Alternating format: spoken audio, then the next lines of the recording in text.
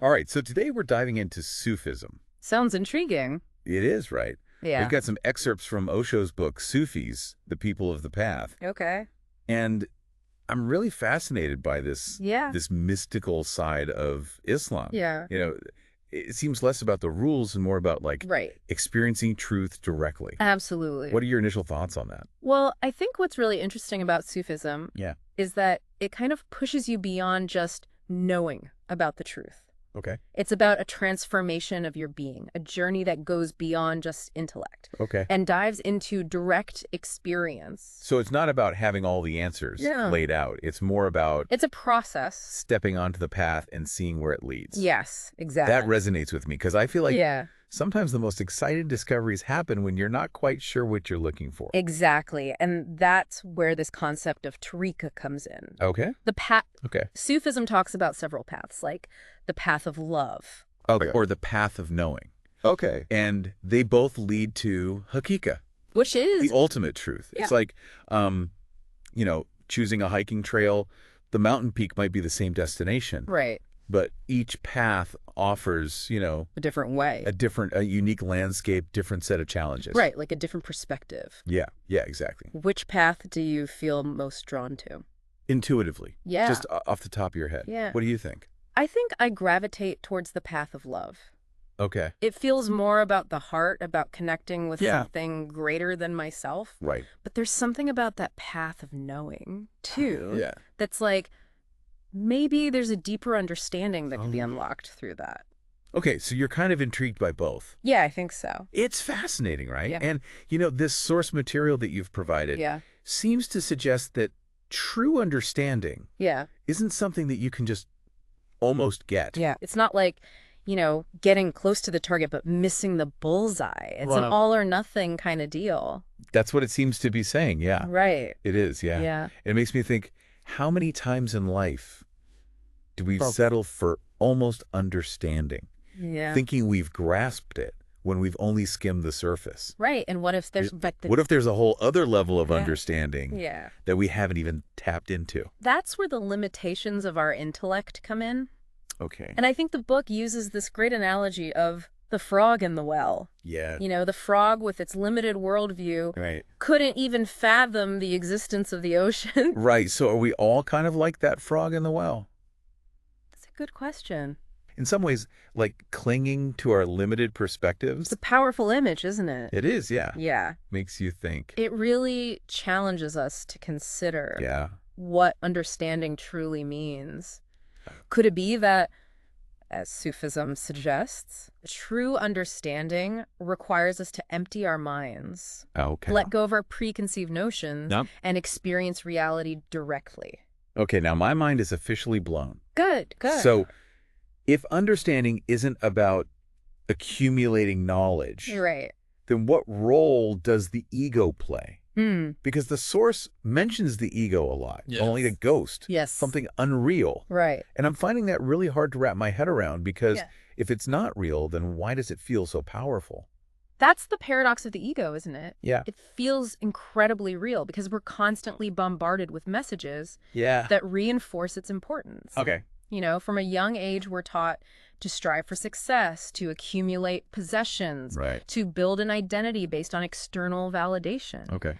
But what if all of that is just smoke and mirrors? So you're saying society is essentially feeding this illusion of the ego, Hmm. making us believe that our worth is tied to these external things. Exactly. And the more we chase after those things, Right. money, power, status, Yeah. the more solidified this ghost of ego becomes. Okay. We get so caught up in the game that we forget who we are at our core. Okay, I'm starting to see how this all ties together now. Yeah. If society is pushing us to build up this ego, Yeah. then Sufism is saying, Hold on. hey, hold on. This isn't who you really are. Yes. There's something deeper, exactly something more authentic waiting to be discovered. precisely. And that's where the concept of surrender comes in, Yes. which the book also emphasizes. right. It's about letting go of that false ego, Yeah. that illusion of separation, and recognizing our interconnectedness with everything. It's a big concept, right? It is. And what does surrender actually mean? That's the question. Because does that mean giving up everything we've been striving for? Right, because it can sound like Yeah, giving up. like becoming passive. Right. But the text seems to imply it's more about letting go of something Yes. that's holding us back. That's holding us back, yeah. But how do we actually do that? How do you interpret surrender in a practical sense? Okay, so think of it like this. Okay. Surrender isn't about becoming a doormat Okay. or relinquishing your responsibilities. Okay. It's about surrendering the I, the Mhm. ego that Mhm. constantly wants to be in control, Right. that measures its worth against external things. Right. It's about realizing that we're all part of something much larger than ourselves. Can you give an example? Sure. Because it's starting to feel really important, Okay. but I need to connect it to something tangible. Okay, so imagine a wrestler who just won a championship. Oh, okay. Instead of, basking in the glory of his individual achievement, Right?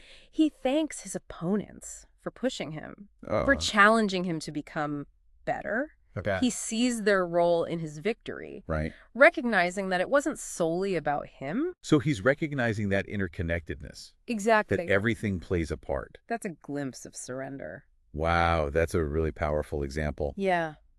Okay, I think I'm starting to get it. Yeah. It's like letting go of the need to be the sole author of your own story Yes. and recognizing that we're all co-creating this grand narrative Beautiful. I like that. together. Yeah. Yeah. But then that makes me think about the role of a master in Sufism, Okay.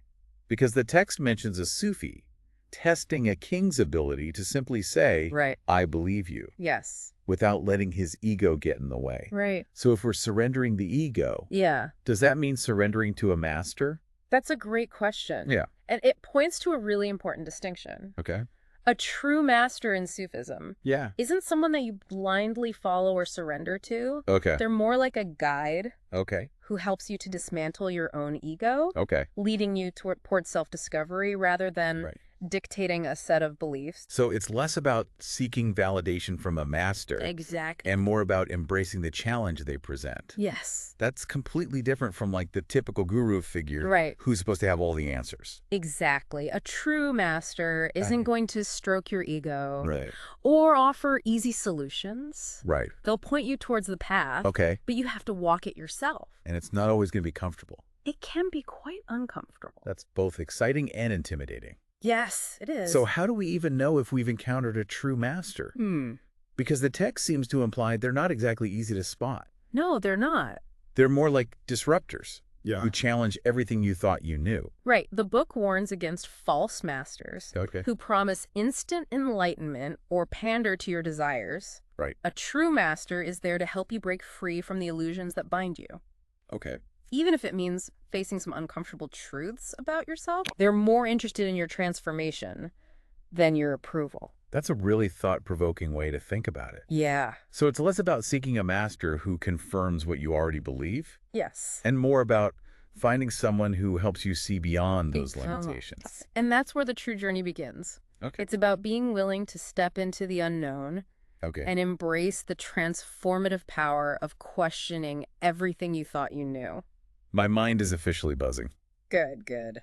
This concept of the master completely flips the script on what I thought spiritual guidance was supposed to look like. Yeah, it's not what people expect. No, it's not. Right. It's less about following and more about forging your own path, Exactly. even if it means getting a little lost along the way. And that's where the real adventure lies. Okay. It's about embracing the journey with all its twists and turns, Yeah. knowing that true transformation often comes from getting a little uncomfortable.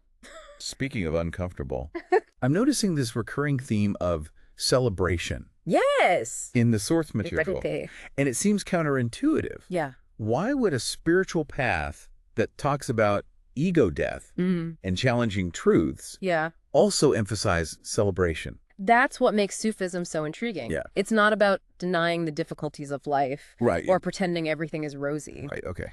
Celebration in this context is about approaching those difficulties Yeah. with a sense of joy and awareness. So less about ignoring the problems and more about facing them with an open heart. It's a shift in perspective. Okay. Think of it like the metaphor the book uses, the ship sailing on the ocean. Okay. We're all on this ship, Okay. hurtling towards an unknown destination. Right. And it's easy to get caught up Right. in the distractions and dramas Yeah. happening on deck. Right. Yeah. But true celebration Yeah. comes from remembering that you're on this incredible journey, embracing the totality of the experience. So how often do we get caught up in the little things, All the the time. day-to-day stresses, Yeah. that we forget to appreciate the bigger picture? Yeah. The miracle of simply being alive. That's the point Sufism is driving at, I Yeah. think. It's like waking up to the present moment, Yeah, recognizing that beauty and wonder. that's always available to us, Yeah, that's always there. even amidst the challenges. Right. It's about choosing joy, Okay. not as a way to avoid the hard stuff, Yeah. but as a way to move through it Okay. with a lighter heart. That's starting to resonate really deeply with me. Good. It's like choosing to see the world Yeah. through this lens of gratitude and wonder, Yes. even when things feel tough. And that shift in perspective can be incredibly powerful. Okay. It's not about denying the darkness, right, but about finding the light Yeah. that shines even brighter against its backdrop. That's a beautiful way to put it. Yeah. So celebration isn't about ignoring the shadows, No. but recognizing that the light is always there, Yes. waiting to be seen. Exactly. And Yeah. that's where the true joy of the journey lies. All right, now I'm feeling fired up to explore more of these Sufi teachings. Good. You've given us so much to think about already. Yeah. But before we go too far down that path, Okay. let's shift our focus to something else Okay. that really stood out to me Yeah. in the text. Yeah. The concept of love. Love. Okay. Because the book describes love as food for the soul. Yes. And I think a lot of people can relate to feeling starved Right. of that kind of nourishment. Absolutely. So what does love look like through the lens of Sufism? That's a great place to start. Yeah. You know, Sufism takes a very unique approach to love, Okay. viewing it as a natural function of our being, Okay. not something that hinges on finding the quote-unquote perfect partner. Okay. It's more about cultivating a state of love Okay. that radiates outward from within. So it's less about seeking love externally Yes. and more about cultivating it internally. Exactly. That's definitely a different perspective from the typical romantic narrative Yes, it is. that we often hear. Right. And it's interesting that the text specifically mentions different types of relationships. Yes. Autosexual, homosexual, heterosexual. Right. And how they relate to this idea of love as a natural function. Right. How do you interpret that part of the text? Well, it seems to suggest that each type of relationship offers a unique path for exploring love and connection. Okay. Autosexual relationships, while fulfilling in some ways, Yeah. might lack the depth and expansion Right. that comes from connecting with another being. Okay. Homosexual relationships offer a different dimension Okay. of intimacy and understanding, Okay. but they also often come with societal hurdles and prejudices. Right. And then there's the complexity of heterosexual relationships Right. with the inherent differences between men and women, Right. creating both friction and opportunity. Yeah, it's almost like each type of relationship Mm-hmm. presents its own set of challenges and rewards, Yeah, pushing us to confront different aspects of ourselves right. and our capacity for love. Exactly. It's really interesting. It is. And how have your own experiences and upbringing shaped your understanding of love? Wow, that's a question I need to sit with for a bit. It's a good one. Right. It is, because I realize I've definitely internalized certain beliefs about love. Right.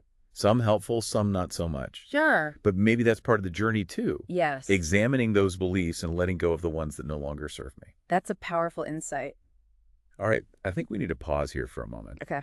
You've given us so much to digest already. We have covered a lot, We have. haven't we? And I know I need some time to process Yes. all these insights. Sure. But I'm already feeling like this deep dive into Sufism Yeah. is opening up new ways of seeing the world, myself, and the potential for love and connection that exists all around us. I'm glad to hear that. Yeah, it's really fascinating. Yeah. And to our listener, take some time to reflect on what we've discussed so far. Yeah. How does this idea of love as a natural function resonate with your own experiences? Yeah. Think about it. What beliefs about love have you inherited? And are there any you'd like to challenge or rewrite? Good questions. We'll be back soon to continue our exploration of Sufism, but in the meantime, stay curious and keep diving deep. Keep diving deep. Welcome back to our deep dive into Sufism.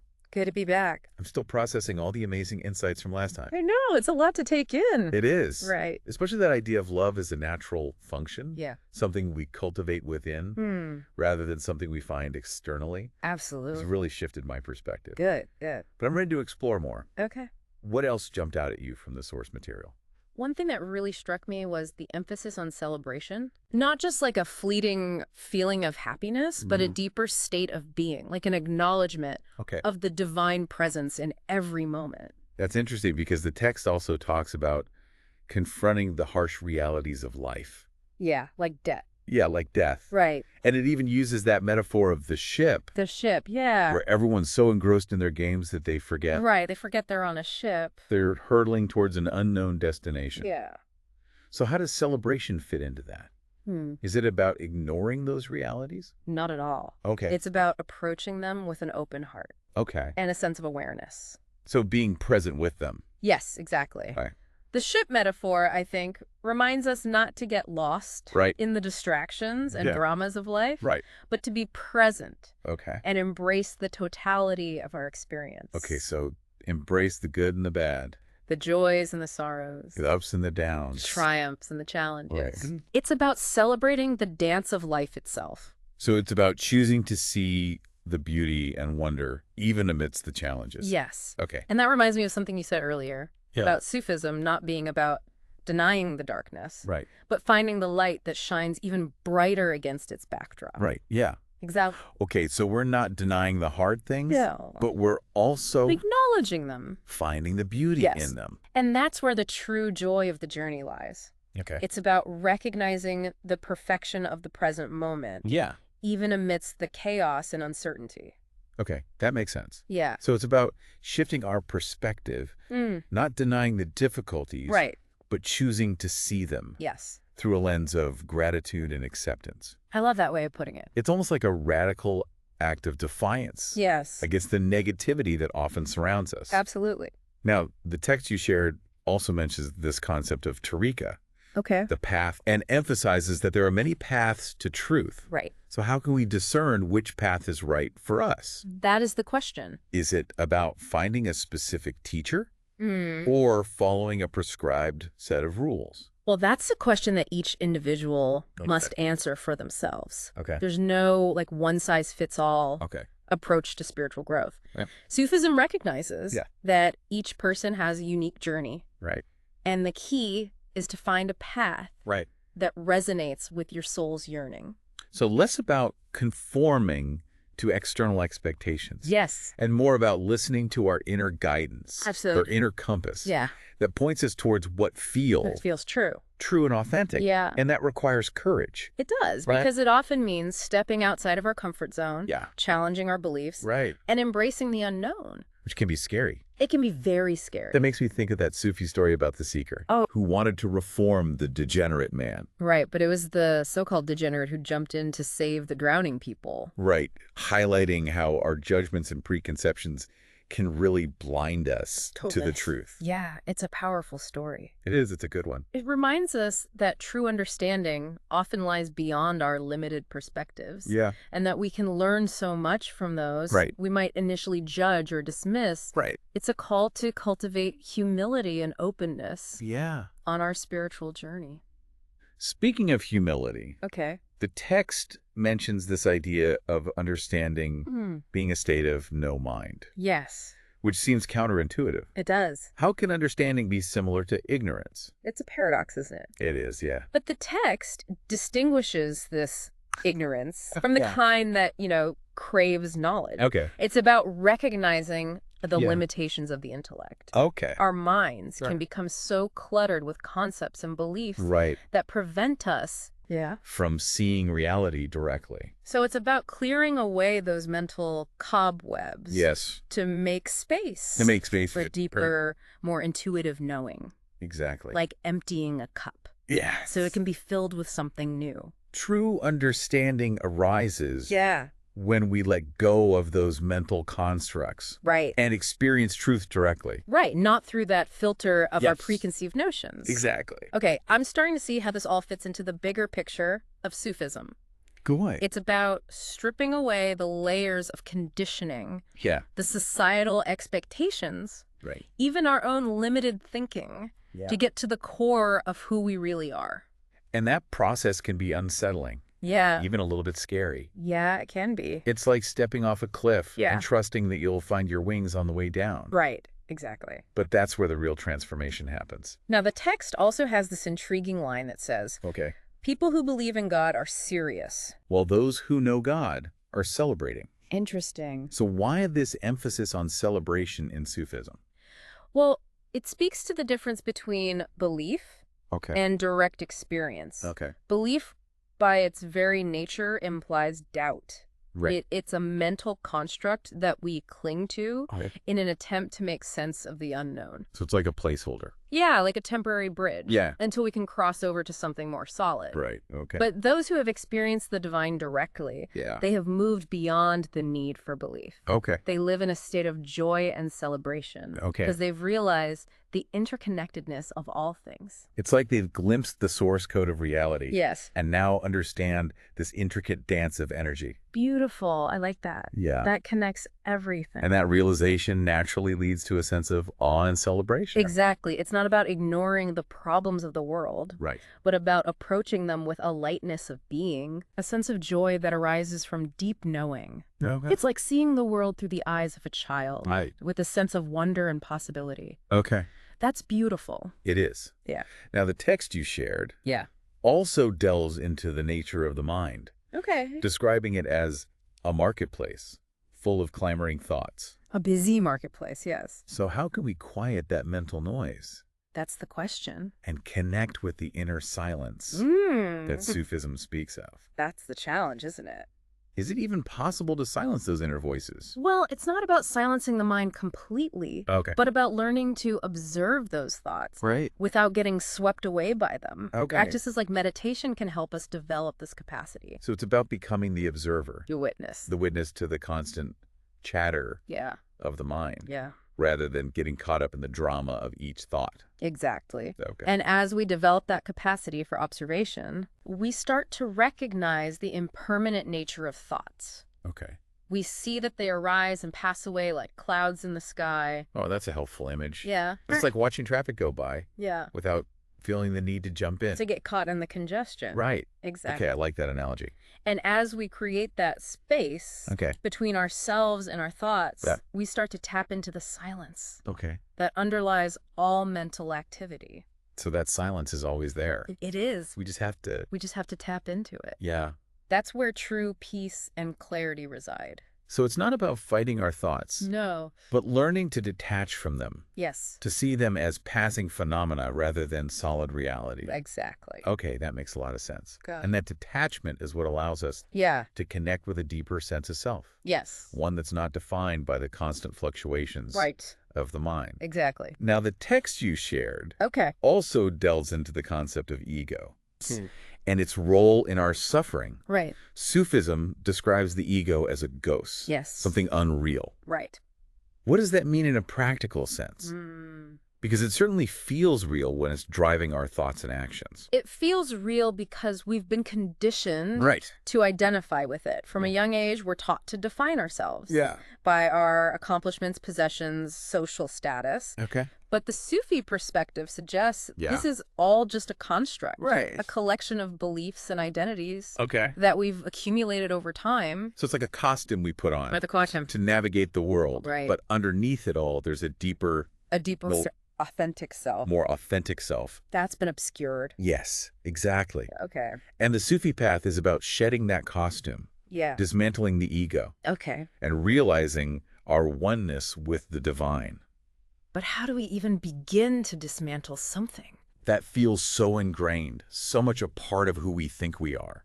It starts with awareness by observing our thoughts, actions, and reactions without judgment. Right. We start to see the ways in which the ego operates. So becoming a detective, noticing the subtle But subtle, or not so subtle ways. yeah, the not so subtle ways. The ego tries to manipulate us, To keep us trapped. keep us trapped in its illusion of separation. Exactly. And once we become aware of these patterns, Yeah. we can start to choose differently. Yes. We can start to act from a place of love, Love, compassion. compassion, and connection rather than Yeah, fear, insecurity, the need to prove ourselves. that's right. That makes me think of that Sufi story Okay. about the wrestler who thanked his opponents for his victory, Beautiful story. really highlighting the interconnectedness of everything. Yes. How even our opponents Right, or so-called opponents. play a role Yeah. in our growth and evolution. It's a beautiful example of how surrendering the ego allows us to see beyond that illusion of separation Yeah. and recognize our shared humanity. Now, the text also emphasizes the importance of surrender Surrender, yes. in the Sufi path. Good concept. What does it mean to surrender? That's the question, right? Is it about giving up our desires, our individuality? Well, surrender in Sufism doesn't mean Okay. becoming passive Okay. or relinquishing our responsibilities. Okay. It's about letting go of the false ego, Okay. the I, Right. the one that constantly wants to be in control. So, surrendering that illusion of control, Yes. recognizing that we are part of something much larger. Exactly. It's about trusting the flow of life, Okay. surrendering to the divine guidance Right. that is always present, Yeah. even when we're not aware of it. And that reminds me of something we discussed earlier. Okay. That celebration arises from a deep understanding of the interconnectedness of everything. So it's like when we surrender the ego, Mm-hmm. we open ourselves up to a deeper experience of Yes. joy and gratitude. Precisely. Okay. It's about letting go of the need to control Yeah. and allowing ourselves to be guided by a wisdom Okay. that transcends the limitations of the ego and the intellect. Okay. That makes a lot of sense. Good, good. It's like we're constantly trying to row our boat upstream. Yeah, fighting against the current. But when we finally surrender the oars Right. Let go. and trust the current, Yeah. we realize that we're being carried towards something much greater Beautiful analogy. than we could have imagined. I like that. Yeah. That's the beauty of the Sufi path. Okay. It's a path of surrender, of letting go, Right. of allowing ourselves to be guided by a wisdom Yeah. that transcends the limitations of the ego and the intellect. Now, the text also mentions the role of the master The master, yes. in the Sufi path. Right. What is the master's role? Is it to give us all the answers, to tell us exactly what to do? Not at all. Okay. A true master in Sufism Yeah. doesn't offer easy answers Okay. or instant enlightenment. Right. They're more like a guide Right. who helps us to see through the illusions of the ego Okay. and awaken to our true nature. So it's less about seeking validation from a master Exactly. and more about embracing the challenge they present. Yes. Being willing to step outside of our comfort zone Yes. and face the parts of ourselves Right. that we might rather keep hidden. Exactly. A true master isn't there to coddle us No. or make us feel good. They're there to help us grow, Okay. to challenge us, Okay. to become the best versions of ourselves. And how can we know right. if we found a genuine master? That's a good question. Yeah. Because the text seems to warn against false masters Right. who might prey on our vulnerabilities or lead us astray. That's an important question. Yeah. And it's something to be discerning about. Okay. The book highlights the importance of recognizing the qualities of a true master. Okay, so what are those qualities? Well, they won't promise you instant enlightenment. No. They won't try to control your life. Right. Instead, they will empower you to find your own path, to discover the truth that lies within you. So finding a guide who supports our growth and evolution, Exactly. someone who challenges us to step into our full potential Yes. rather than seeking to control or manipulate us. Precisely. Okay. A true master is a catalyst for transformation. Okay. Someone who helps us to burn away the impurities Yeah. that obscure our true nature. That's a really powerful way to put it. Yeah. It's like they hold a mirror up to us, reflecting back both our light and our shadow. Yes. The good and the bad. Yeah, helping us to see ourselves more clearly Yes. so we can embark on that journey of transformation. That's a good way to put it. And that journey often involves Yeah. confronting our fears, Our fears, yeah. our limiting beliefs. Yeah, absolutely. The parts of ourselves that we might rather keep hidden. The shadow side. Yeah, that makes me think of that Sufi story about the king Okay. who couldn't maintain his I believe you stance. Oh, right. When the Sufi touched on a sensitive spot. Right. Yeah. It's a reminder that our egos can be very fragile, Yes, they can. and we often resist anything. That challenges our self-image, Right. even if it's the truth. Even if it's the truth. Yeah. Now, the text also emphasizes the importance of living authentically. Yeah. Choosing a path that aligns with our true nature, Right. rather than blindly following societal expectations. That's right. But it's not always easy to break free No, it's not. from those expectations. It's a challenge. Especially when they're so ingrained in our culture and upbringing. Well, we often absorb beliefs and values Yeah. from our families and communities Right. without even realizing it. Right. We just inherit them. But the Sufi path invites us to question those beliefs, Okay. to examine whether they truly serve us. Right. Or whether they're simply limiting our potential. So it's about becoming aware of the stories we've been told about who we're supposed to be, Yes. and then choosing to write our own narrative, Exactly. one that's more aligned with our deepest values. deepest values and aspirations. Yes, and that takes courage. It does. Because it often means going against the grain, Right. challenging the status quo, Yeah. and embracing the unknown. That makes me think of that Sufi story about the man Oh, yeah. who was told to constantly repeat the phrase, I am not a thief, I am not a thief. to prove his innocence. Right. Highlighting the absurdity Yes. of trying to define ourselves Based on external opinions. based on those external opinions Yeah. or expectations. Exactly. Such a good story. It's a powerful story. It reminds us that true freedom Yeah. comes from aligning with our inner truth, Yes. regardless of what others may think or say. Absolutely. Now, the text you shared also mentions the Sufi perspective on love. Love. And relationships. Yeah. It talks about different forms of relationship. Right. Autosexual, homosexual, heterosexual. Right. And how they relate to the concept of love as a natural function. Yes, each type of relationship offers a unique context Okay. for exploring the nature of love and connection. Okay. Autosexual relationships, while fulfilling in some ways, Right. might lack the depth and expansion that comes from connecting with another being. And what about homosexual relationships? Well, they often face Uh-uh. societal challenges and prejudices, Yeah, they do. but they also offer a unique opportunity for intimacy and understanding. Right. So it's like navigating Yeah. those external pressures. Yeah, the societal norms. And then there are heterosexual relationships. Right, which are often Yeah. the most complex and challenging Yeah. due to the inherent differences between men and women. So each type of relationship presents its own set of mirrors, Yes, I like that. reflecting back different aspects of ourselves and our capacity for love. Exactly. And it highlights the importance of approaching all relationships Yeah. with awareness, compassion, and a willingness to learn and grow. Now, the text also talks about the importance of surrendering the ego in relationships. Surrender in relationships. Yeah, that's a tough one. It is. How does that play out in a practical sense? Because it's one thing to talk about Right. surrendering the ego in theory, In theory, yeah. but it's another thing to actually do it When we're triggered. when we're triggered or hurt. That's where the real work begins. Okay, so how do we do it? Well, surrendering the ego in relationships means letting go of the need Okay, to control or change the other person. okay. It means accepting them for who they are with Okay. all their imperfections. Okay, so accepting them as they are, Yes. not as we want them to be. Exactly. Okay, Means being willing to compromise okay. and to put the needs of the relationship Right. above our own ego-driven desires. So moving beyond the ego's need for validation Yes.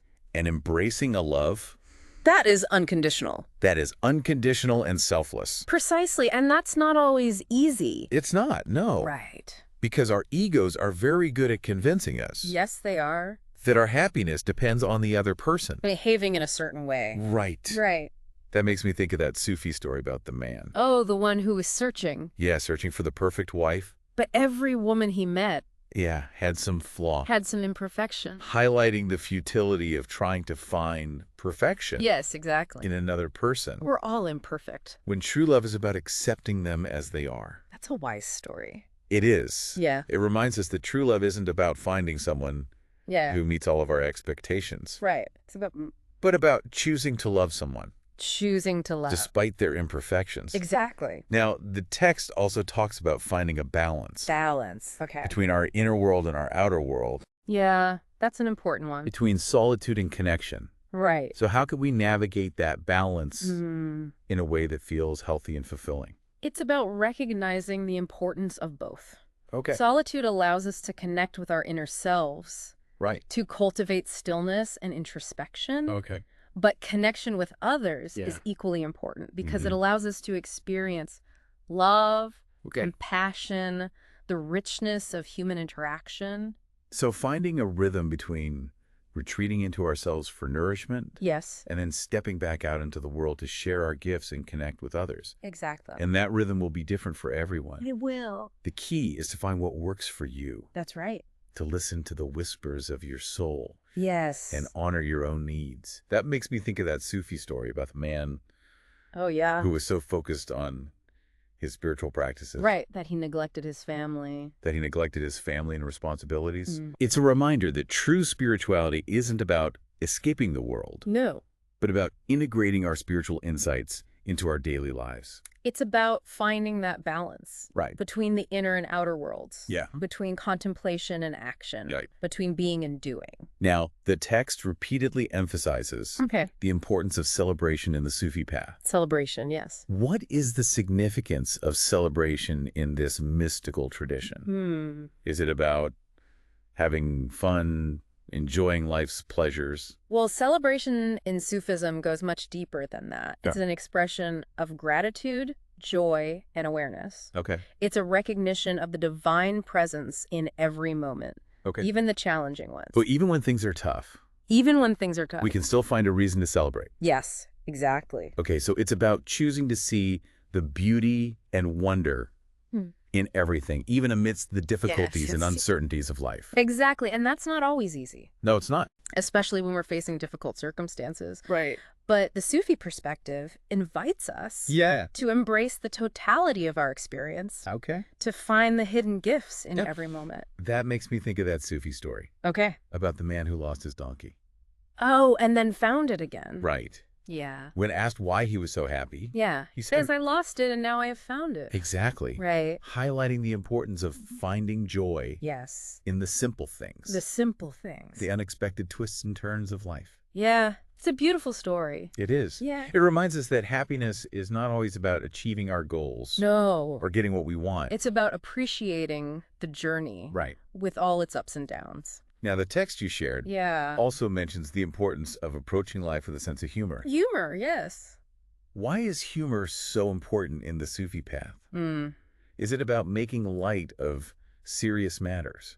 Well, humor helps us to detach from the seriousness of the ego. Okay. It allows us to see the absurdity Right. of our self-importance Yeah. and to laugh at our own foibles. So it's a way of lightening up, Yes, lightening up. not taking ourselves too seriously. Not taking ourselves too seriously Because sometimes we get so caught up, in our own dramas. yeah, in our own dramas, Yeah. that we forget to laugh at the absurdity of it all. Exactly. And that lightness of being. Yeah, it Yep. is. Yeah, and that quality of love, as we've been discussing, is directly influenced by our level of awareness, our capacity for compassion, and our willingness to surrender the ego. Absolutely. Now, the text also emphasizes the importance of surrendering the ego in relationships. Yes, surrender in relationships. How does that play out in a practical sense?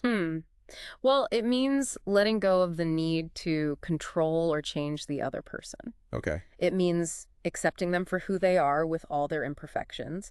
It means being willing to compromise and to put the needs of the relationship above our own ego-driven desires. So it's about moving beyond the ego's need for validation and embracing a love that is unconditional and selfless. Precisely. And that's not always easy because our egos can be very tenacious. Right.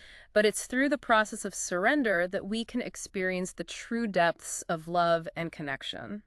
That makes me think of that Sufi story about the wrestler who thanked his opponents for his victory. Oh, Recognizing that their challenges helped him grow and ultimately contributed to his success. yes. That story beautifully illustrates the Sufi principle of interconnectedness. Right. We are all part of a larger web of life, and our successes and failures are intertwined.